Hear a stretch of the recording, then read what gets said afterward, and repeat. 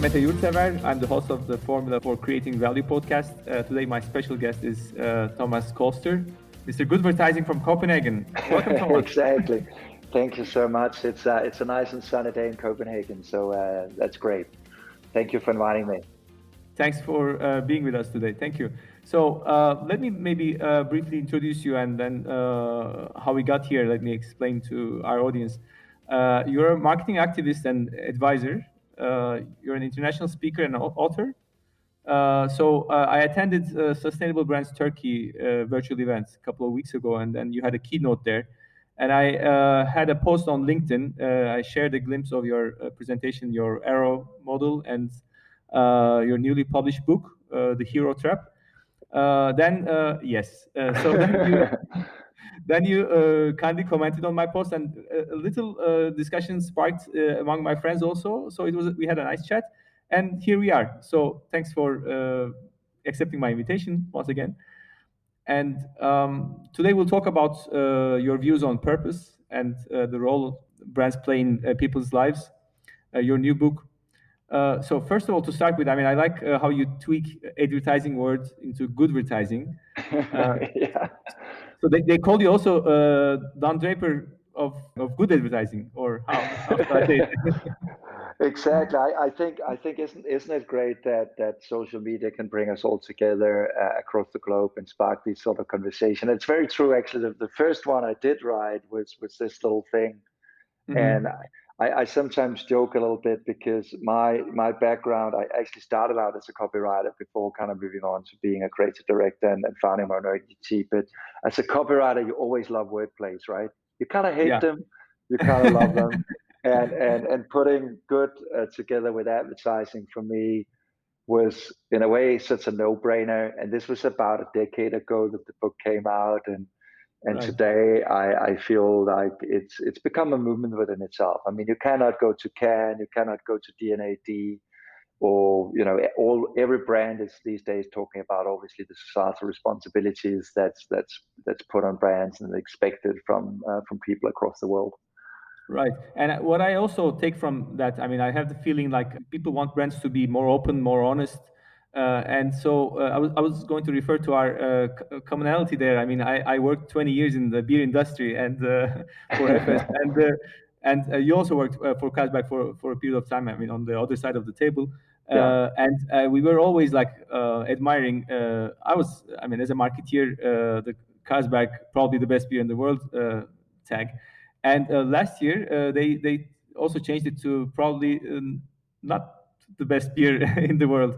So that was quite shocking news. What's your take on that? I mean, how do you see it? I think the thing is today that brands gotta embrace the fact that there's so much scrutiny and people expect almost brands to be naked, and in some aspects when you're naked you better be buff, you better be robust, you better be embracing it rather than trying to run away from it. And I think what the whole idea that marketing has changed for the last years, I normally kind of maybe it's because I'm from Copenhagen, but an iceberg, so I use the iceberg analogy that it used to be marketing, it's kind of the tip of the iceberg, but it's actually all that stuff underneath the water level that's so important now. I mean, how do you pay your employees? What are the sort of ingredients in the product, etc. And I think actually Carlsberg, obviously having a real Nordic heritage, it's actually where I'm calling from. Like Carlsberg is just literally like a couple of 100 meters up this road, where the founder Carl obviously moved the brewery back then, and where his son took over and stuff. So what I like about the new kind of probably was that I think at a point, and I think especially if you look at Cannes and stuff like that, and some of the creative awards and some of the communication that came out, I in some ways felt that Heineken had this kind of innovative edge for quite some time in the beer game. And now I think they lost a bit their breath. And I think what Carlsberg have done is actually breathe quite an innovative spirit into the brand that I think has actually always been part of the heritage of the brewer. I mean, they're owned by a foundation.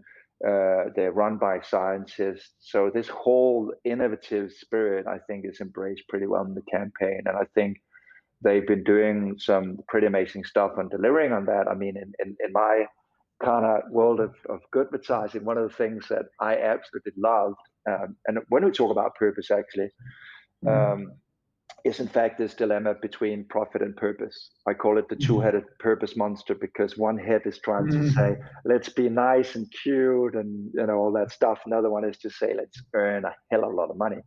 And that dilemma is tough to navigate as a brand and as a company. And I think Carlsberg recently launched their in some markets a new innovation that they call Snap Pack, and it's basically to get rid of the six-pack ring that's made of plastic and harming sea life. I mean, we've all seen Happy Feet with Linda Lovelace, the cute little king penguin that have a six-pack ring stuck around its neck.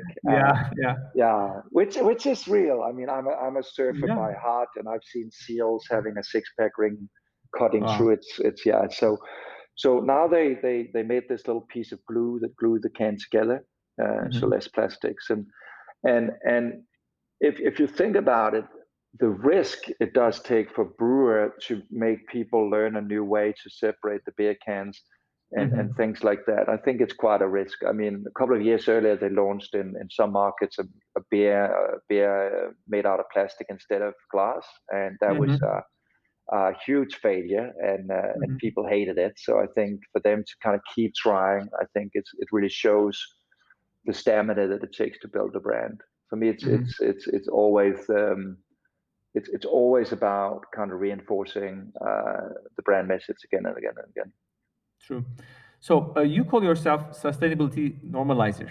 Can you elaborate on that? That's a normalizer is an interesting term. Yeah, I think if I'm not one of the tree huggers. I mean, I'm really basically on a mission to become a catalyst for positive change, and I think change has become, and sustainability and green marketing used to be such a niche, owned by nonprofits and tree huggers, etc. For me, what I'm trying to advocate for is really the mainstreamification of sustainability, and this is basically something I'm witnessing, and I'm seeing that on the political field as well. If we see how much climate change is finally obviously being front and center in a lot of countries and in a lot of political debates. I mean, we see it across mainstream brands. I mean, we've seen Nike, we've seen Adidas, we've seen H&M with Conscious Collection, a lot of car brands. So for me, I'm really happy about that development, because it's exactly the sort of development that is needed, and it is really to get it out of the tree hugging closet and to kind of reinvent what sustainability can mean in our world here today, and make it relevant for each and every one of us. That's my mission. And exactly like 10 years ago, when you published Goodvertising, you were saying that even though some brands are greenwashing, that's okay because they raise awareness. Do you feel the same? I like to provoke. And I think that the statement was honestly meant as a provocation at the time, because when I wrote the book, this is 10 years ago, there were so few brands talking about the environment. There were so few brands talk about social injustice, etc. So at that time, I was like, why are we actually bullying the few brands that are trying to raise important conversations in society? Obviously, today that has changed, and obviously that was also why I had to write a second book, because it's almost like today the sides have flipped. That you can basically not engage with a brand without them claiming to be Mother Teresa or Gandhi. I mean, it's almost like even CEOs today. I mean, look at most CEOs. I mean, it used to be them just playing golf and once in a while coming up and talking about financial results. Now they're all being on stage and talk about how they all want to save our climate and hug the whales and save the small children in Africa, which is applaudable. But how believable is it? Quite frankly, how believable is it suddenly that all these brands suddenly have developed a big beating heart? So that's a need for writing a new book. All right. So we'll come to that. I mean, your arrow model, let's say. You were also referring to this Havas Media global research that 2/3 of consumer wouldn't care whether the majority of brands would survive or not. while 80% of people expect brands to contribute in more in social society problems, let's say, to solve. And but only 26% would buy a purposeful brand, and there's a huge gap between this people saying that they would buy purposeful brands and this buying intention, or what they actually do. Why do you think so? I mean, the thing is, I mean, when the first book came out, and I think this is relevant today as well, is in fact that there's a growing mistrust towards brands, and obviously that's hurting our industry. That's hurting the brands that we support to grow and nurture. That people don't trust what the brands are saying. So we must be doing something wrong. I think what Havas at the time was pointing towards was actually saying that it is so bad that 2/3 of people don't care whether the majority of brands are gone tomorrow or not. So whether the likes of Coca-Cola, these guys are not around tomorrow. So that's a real centerpiece of why we need to do something in the marketing and advertising industry. That being said, I think purpose kind of came on the back of that as a way for brand marketeers to kind of create relevance, because they thought, hey, wait a moment, if people care about the environment, if young people, they see the polar bear there on the ice flake, they care about that. So obviously Coca-Cola gotta care about that. So that was, that was sort of the mantra, but it just didn't come out as a really genuine thing. And that was, for me, having been in the purpose space and advocated for purpose, especially with the first book, I suddenly saw like this disconnect that you talk about, and this is the survey that you referred to the second time is actually from a report called the Good Life Report that states that there's this gap of 39% of people who don't follow through. So they say they want to buy from purposeful companies, but 39% actually don't do it. And for me, that's really interesting, because think about the market potential for us to kind of figure out those 39% of people who kind of want to do it, but they don't do it. So for me, that was also a big reason for me to understand what is wrong with our current approach to purpose, and what was wrong with the approach I took in my first book, and what needs to be readjusted. Okay, so we'll come to now. What's the what's the answer? How we can correct this communication? Yeah, the answer is, I mean, for me, this is all about meaningfulness. It's all about how brands need to play a pivotal role in our lives.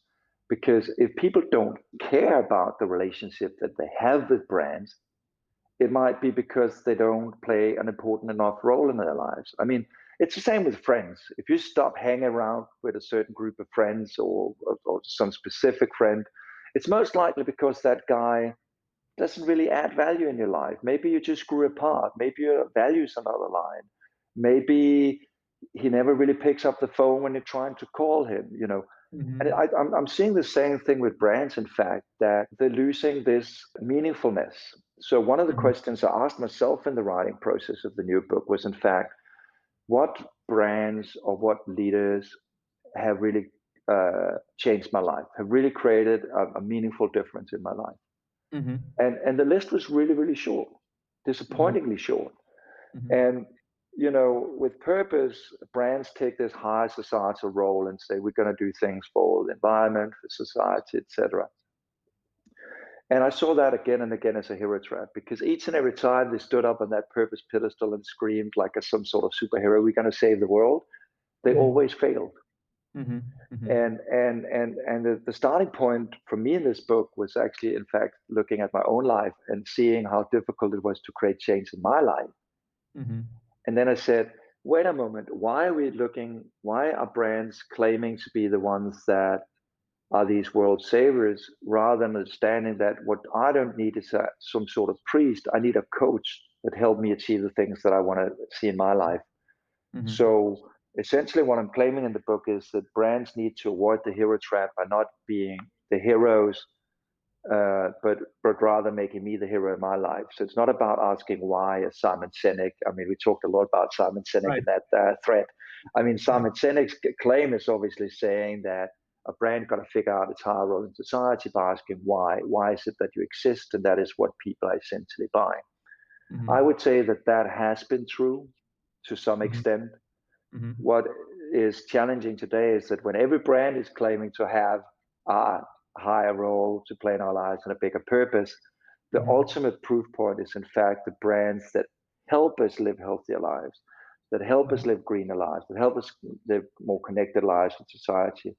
So that was the model that you referred to, the arrow, which for me asks a fundamentally different question, which is who can you help people become? And for me, that's the real question any leader needs to ask. Who can you help people become? And when you say who, like, does it also refer to some sort of psychographic definition? I mean, like some segment. I mean, this is how they should work on that one. I mean, is it really like who, anyone, or is there any also sort of targeting there? No, for me, it's very much just about what fundamental role are you as a brand or a leader playing in people's lives. So it's really about two different kinds of leadership, and I'm going to illustrate it with a political example though. But and this is actually not about making it political, even though we got the red screaming face there on the wall of Mr. Trump. But let me use Barack Obama as an example. And when Barack Obama was stepping down as a president, he was obviously elected as a senator in Chicago. And when he was elected on the "Yes, we can" message. And when he stepped down and he delivered his last speech in Chicago, he said, "Yes, we can" was not a message about people believing in his ability as a leader to create change. It was, in fact, a message for all of us to believe in our own ability to create change. Empowering, yes. Empowering, exactly. I think, and that's exactly what is the centerpiece of the who can you help people become. And what I saw was that the brands that take that stance are much more successful at driving people to creating the change. So it's much more about my values, my dreams, and my aspirations. And let me give you a couple of examples. I mean, if you look at Apple, I mean, the early days of Apple and Steve Jobs, and when they kind of launched and went up against the kind of more kind of blue chip type companies, it was on a platform called Think Different. So it's very much about the role that they wanted to play in my life as a creative person, as a liberal, and they gave me the tools to do so. And I think even though they are such a multi-billion-dollar company today, obviously it's interesting to see if they can stick with that mantra of think different.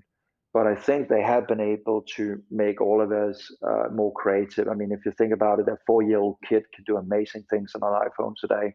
That is absolutely unimaginable. So, or if we take a company like Nike, I mean, the whole just do it, the whole way that they drive us towards breaking down our barriers and our fears in sport. So for me, those are the two different kinds of things. And purpose for me, let me give you an example.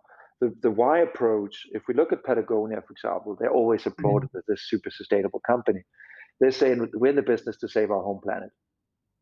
And if you really listen to what they're saying, it sounds like some really navel-gazing, self-important, even megalomaniac stuff to say that them as a company can go out and save the world. Do we really believe that? I mean, basically they're selling t-shirts to people who are stuck in a 1-bedroom apartment in Brooklyn and maybe missing a bit of fresh air nature.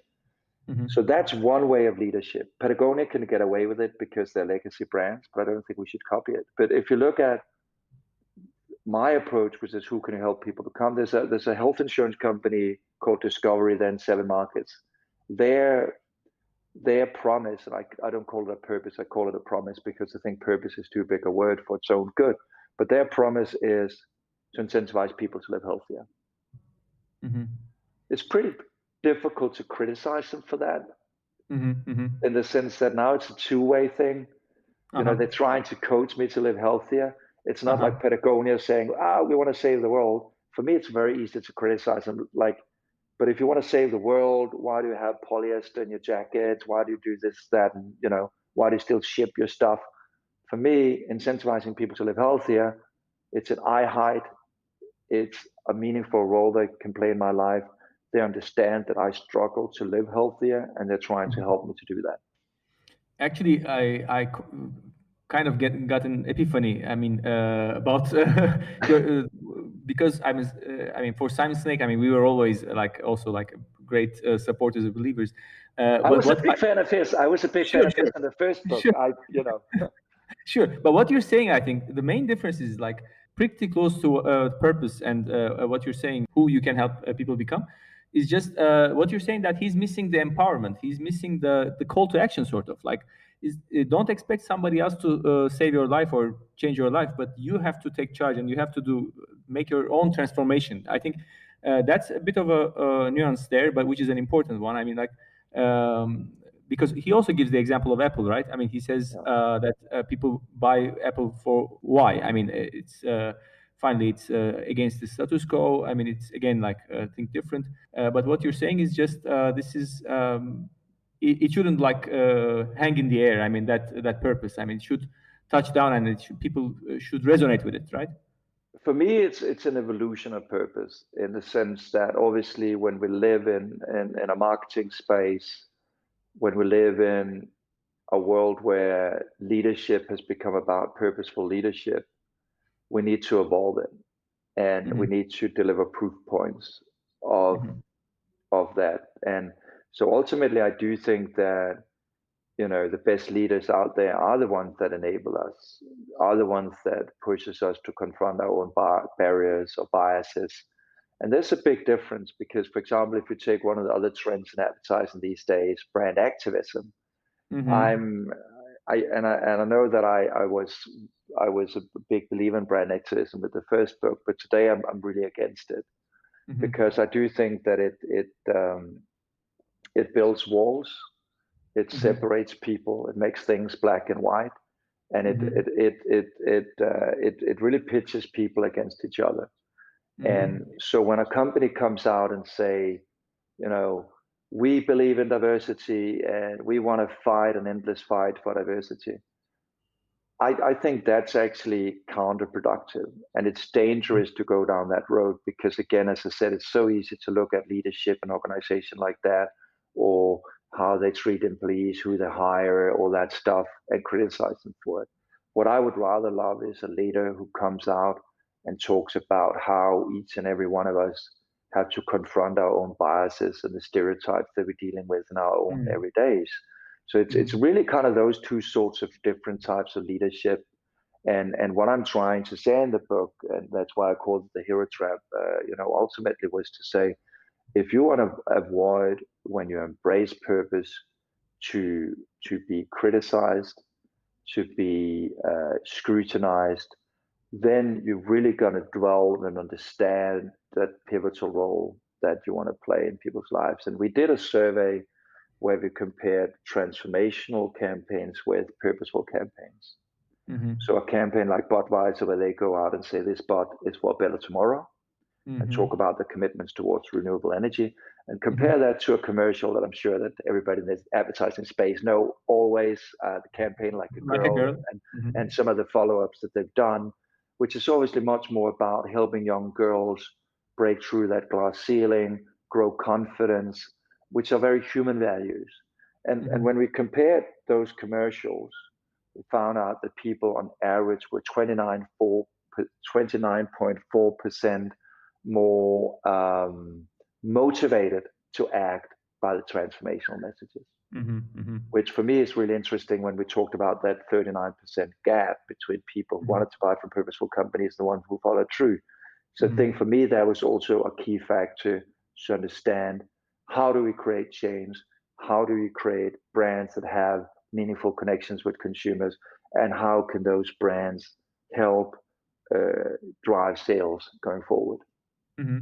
Very good. But let's say I want to also ask your opinion on this, the sustainable goals. I mean, the 17, the UN's categories, and it's from one hand, it's good, of course, for Budweiser to take care about energy and the source water sources and things like that.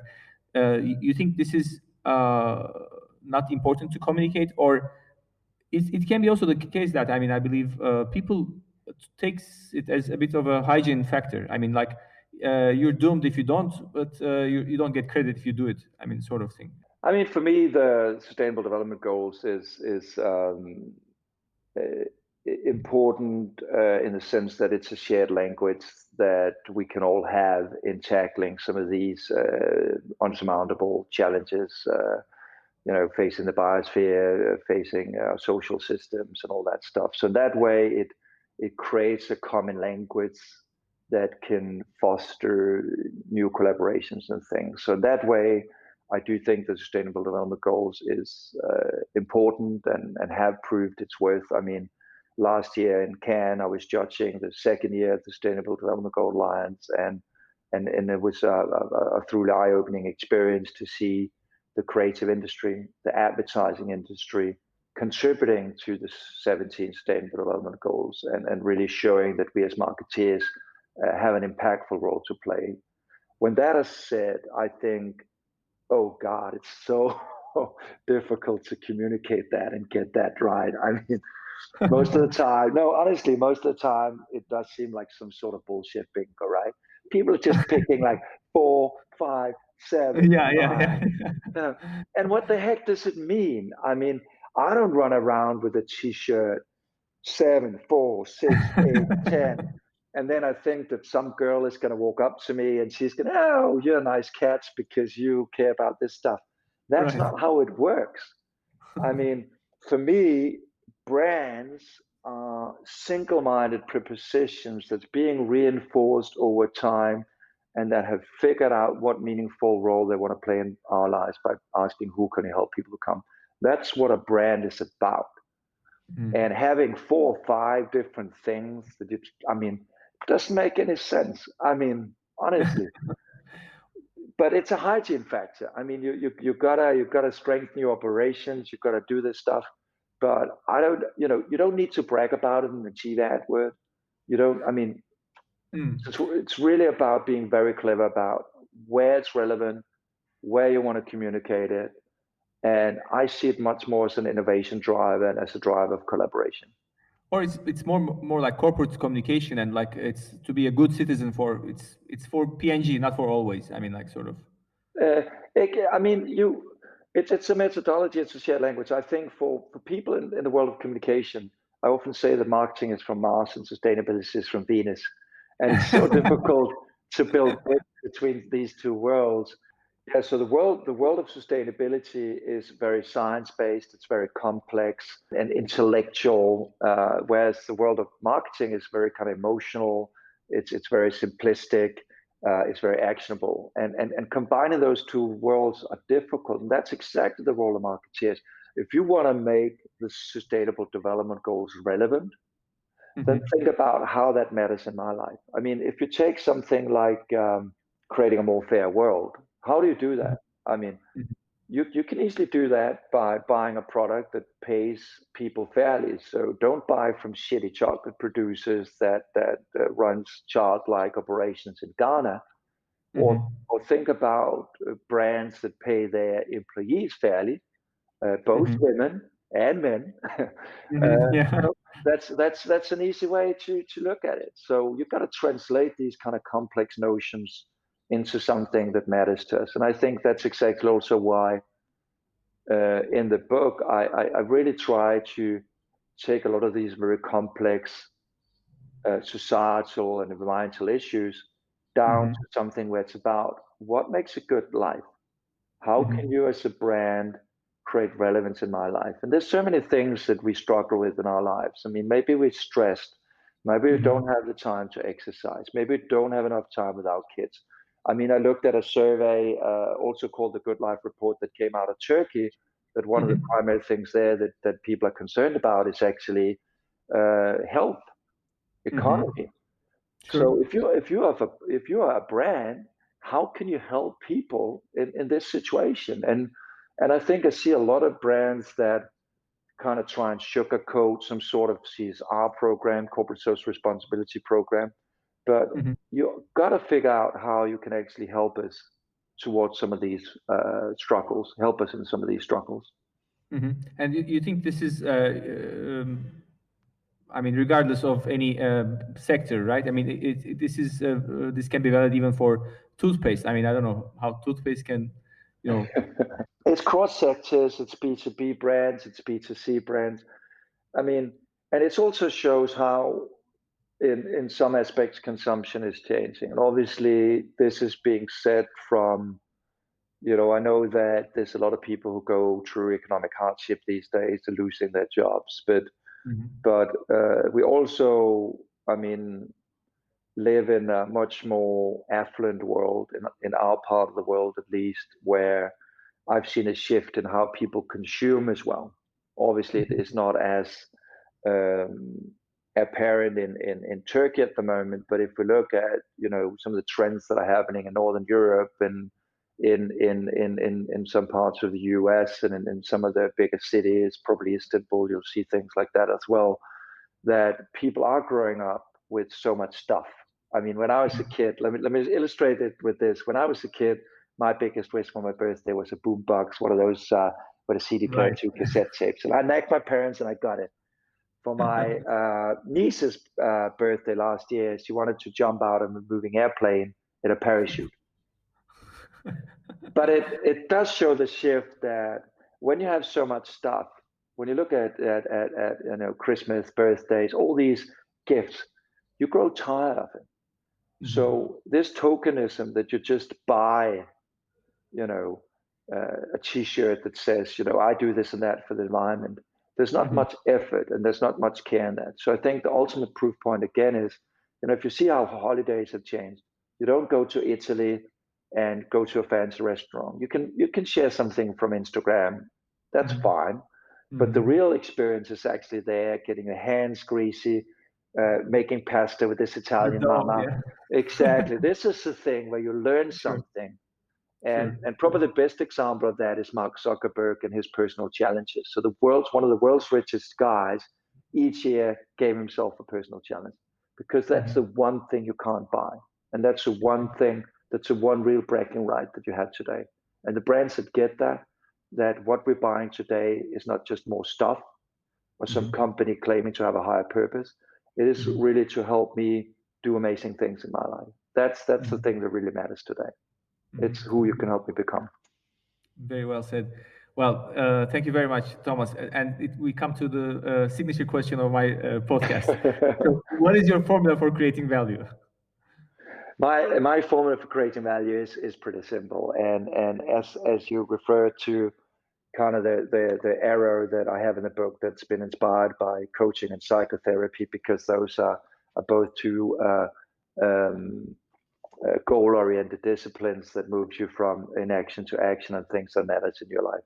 I think way too few leaders, way too few brands dare to ask themselves what role they're truly playing in people's lives, Mhm. whether it's wanting to make people healthier or smarter or more connected or greener, whatever it is. So for me, the one key question as a leader in a brand you need to ask yourself is actually who could you help people become? Because then you are pushing people towards their dreams and aspirations. I think that's actually the holy grail of marketing, that you're Mhm. dancing on that little tip of Maslow's pyramid of need that's all about self-actualization, that you're pushing people towards those things. And I think that's amazing in a Mhm. way that we as marketeers, that leaders can help us achieve those amazing things.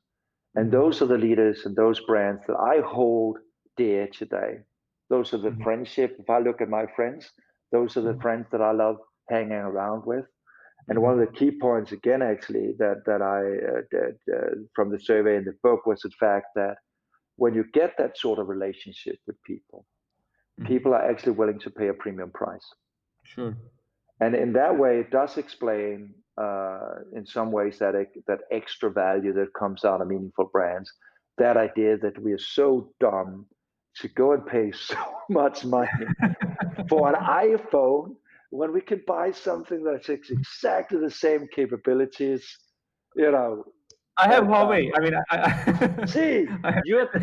you're clever. You're clever. I'm just buying into some of that branded BS, right? So but I think that in some instances, Apple have made my life more creative and simple. But But it's a key question to ask yourself as a marketer and as a leader today. And that also is a key point, actually, that, you know, when brands in a certain industry figure out what role they want to play in people's lives, they can aspire to so many different roles. So Apple can aspire to creative individuals, liberals, etc. But there's so many other untouched positionings open for Sure. brands that want to play a part. And when you take this approach, I've seen so many amazing examples, like Kind Snacks out of the US. I mean, they promote kindness, something that I think we can all need in today's polarized societies. Sure. And one of the amazing things is when you figure that out, it's both an internal and an external burning flame. I mean, Daniel Lipsepsky, the founder of Kind Snacks, shared with me how the employees each year answer a questionnaire, and 86% of his employees answered that they feel more kind after starting to work in Kind Snacks. So that's a sort of added benefit that you can get from asking this one pivotal question. Great. Thomas, thank you very much. And it was a great talk, really. And I will take away many things like Venus and Mars, and that was great metaphor. And so, how people can reach you? Obviously, they can find you on LinkedIn, and you also have some online workshops, right, or trainings. Exactly. I mean, a big part of my own mission is really to be a catalyst for other people's positive change. So we do lots of webinars. We're soon launching a masterclass with 10 episodes where you can actually deep dive into this methodology. So for me, I Great. see the book as a tool for marketers out there. That's also why sometimes, as you might have read from my business card, I'm a marketing activist. I really try to shake up our inherent and sometimes ignorant ways of doing marketing today, and really trying to put the respect back in marketing where we put people first. And that's exactly what I'm trying to do across digital. So whoever want to follow that mission, please go ahead. And Mette, thank you so much for sparking this conversation, which came out of one LinkedIn post. I mean, which Right. is amazing, the dialogue that we created on one LinkedIn post. So for everyone who listens, voice up, disagree, agree. We want to hear your opinions. Great. I'm with you, Thomas. Thank you very much. Thank you, Mette. Thank you.